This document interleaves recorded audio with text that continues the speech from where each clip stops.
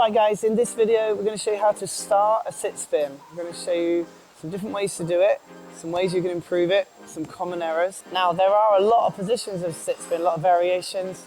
We're just going to start with how you get from your upright spin to how do you take that first step and start a sit spin.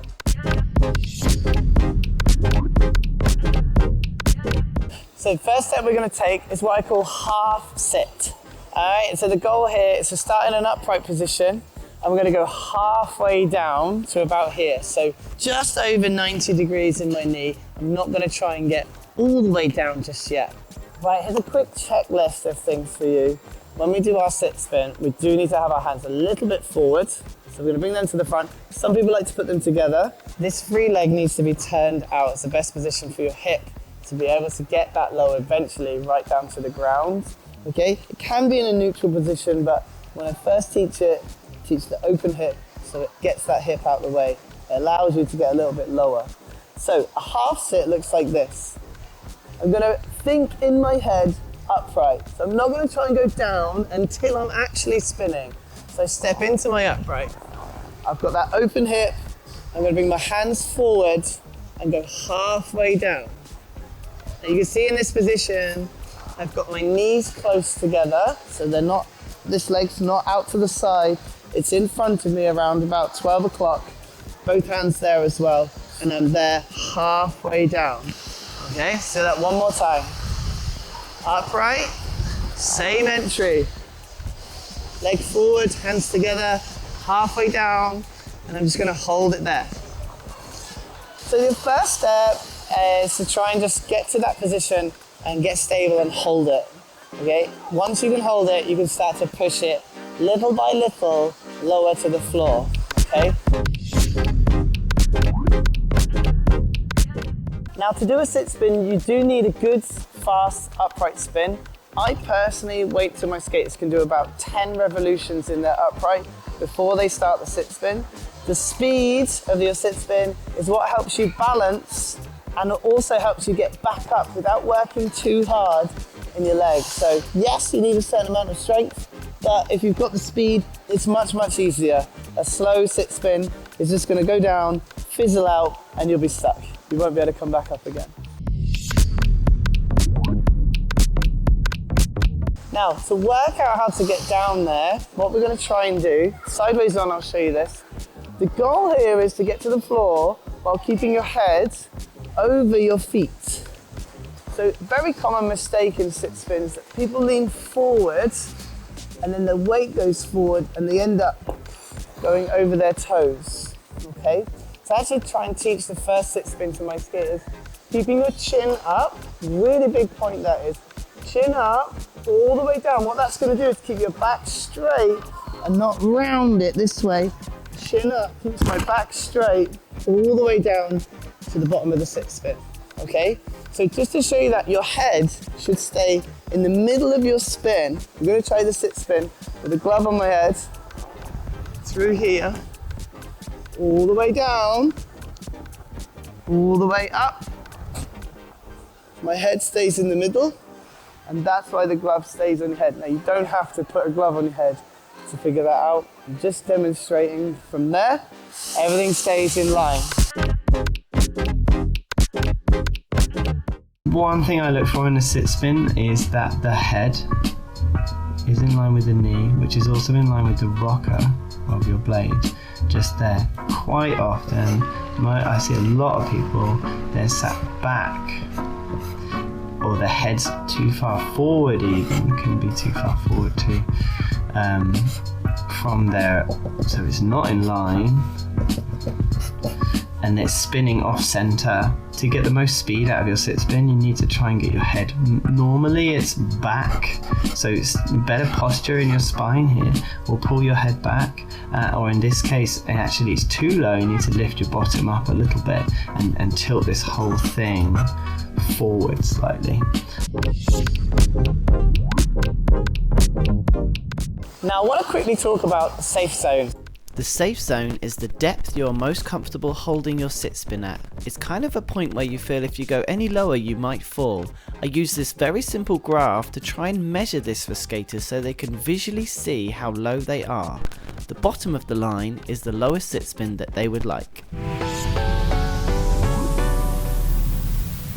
But I want to quickly show you this exercise I use on purpose. We're about to sit on the ice, okay? It's called the sit down, sit spin. And it goes like this.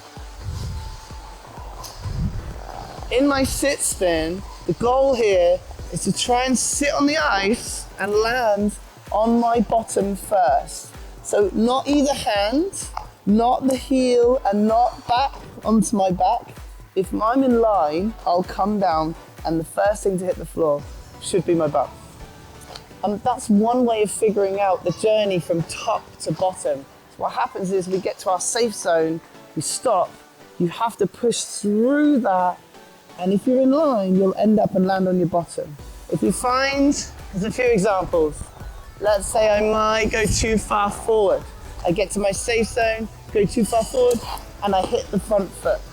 Another thing might happen, I go to my safe zone, I sit back, and I'm too far back. So I end up on my back. Or either side, I might be dropping this right side, so I end up falling to the side. It will teach you the correction you can make without a coach. You get a safe zone and hold it, you should practice that. Safe zone and push through, you should also practice that. And by pushing through, let's say I fell to the right. On my next sit spin, I'm going to adjust very slightly to the left to counter that. If I fell back, I'm going to lean slightly further forward to counter that. If my foot hit, maybe I need to think about lifting my chin. So I'm always doing the opposite of what just happened on the sit down, sit spin. All right, so people think you're nuts for throwing yourself on the floor. Just make sure you tell them, I'm doing it on purpose. And you'll be able to figure out how to get all the way down. Okay, some common problems you might come across with your sit spin. Okay, the first main common problem in any spin, but we'll make it specific for the sit spin, is a traveling spin. I have a separate video for this here. You can go and check that out. But for the sit spin, if it's traveling, it's very possible in the sit spin. Some people lean forward early and that makes you turn early. So that's when that spin's gonna travel because you've turned forward, you've forced that 3-turn to happen. So again, when you go in, must think about it being upright so you can find your way into the middle. Do that second knee bend, bring the leg round, and then go into your sit position. Okay, from there. So that just reminds me of another common problem, which is not enough speed. So we've already mentioned that you need speed. Without the speed, it's very hard to balance. It's a lot more work for your leg, and it's really hard to get back up again as well. So make sure you got enough speed. You can get speed for your sit spin by winding up more here, pushing in faster here, and getting that knee bend and whip round to the free leg on your way in. So all those things add up to a bit more speed. Generally though, speed comes with time and experience. Just doing a lot of spins should help you. But if you find you're plateaued a bit with your speed, always have that in your back of your mind. You're gonna do a nice steady sit spin, then you're gonna try and push it and go a little bit faster because it should help. Another common problem that you find sometimes in a sit spin is the free leg gets a little bit too wrapped, or the position itself is very small and tight. So you end up like a ball like this. Comes in and it wraps up and end up spinning kind of like a little ball.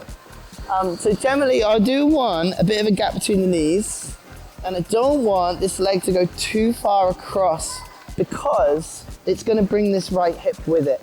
So I can bend my knee and wrap, that's fine. If I've got a gap between my knees, if it's closed, a bit too tight. But if I go too far, this hip comes with it and it's just going to throw me out. It's going to make this foot do a back 3-turn and end up on a forward edge like this. So the free leg goes too far across, pushes me to that forward outside edge, and I'm done, I'm gone, okay? So I like to think of that free leg being at 2 o'clock. For me, 12 o'clock's in front of me, this way. This free leg's, this part of my leg, 2 o'clock, like 45 degrees. Bend it from there, I can bring it around a little bit. 12, too tight. 3, way too open.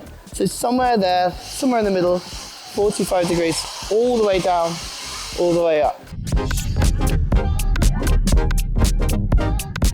So to achieve a full sit spin, the depth in the end should be your bottom going below the top of your knees. So here, this is too high, this is okay, this is awesome.